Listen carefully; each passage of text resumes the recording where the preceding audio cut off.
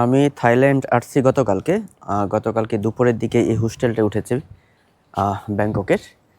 আর এই হোস্টেলটায় আমি গত বছর উঠেছিলাম, যেহেতু আগে থেকে হোস্টেল বুকিং দিয়ে আসি নাই, এই হোস্টেলটা সরাসরি চলে আসছি।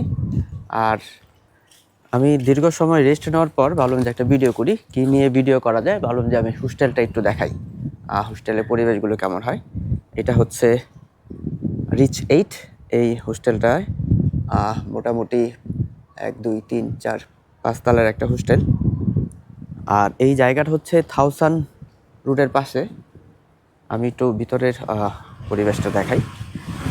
এখানে বসে আড্ডা দেওয়া যায়।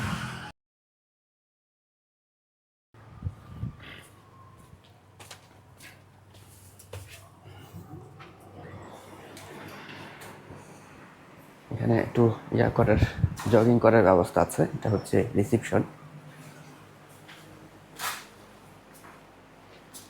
এখানেও বসে আড্ডা দেওয়ার ব্যবস্থা আছে, সময় কাটানো যায়। হ্যালো।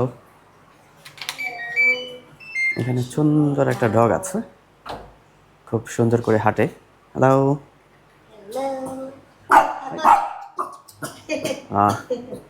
আমাকে আসলে চিনতে পারছে না। এখানে একটা সিঁড়ি আছে, এই পাশে একটা সিঁড়ি আছে, এই সিঁড়ি দিয়ে সরাসরি ওয়াশরুমে চলে যাওয়া যায়। আর এটা হচ্ছে ডাইনিং। এটা হচ্ছে এগ, এটা হচ্ছে চিকেন। এখানে রুটি আছে। আমি একটু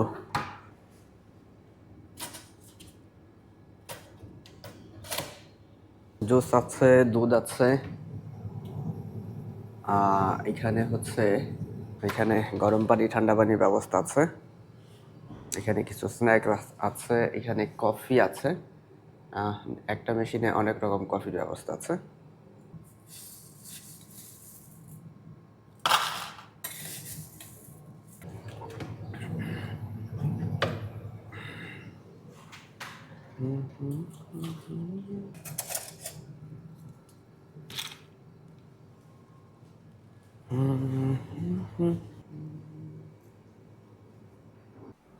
আর আমি যেই রুমটা আছি সেটা হচ্ছে, আমি রুমটা দেখাই।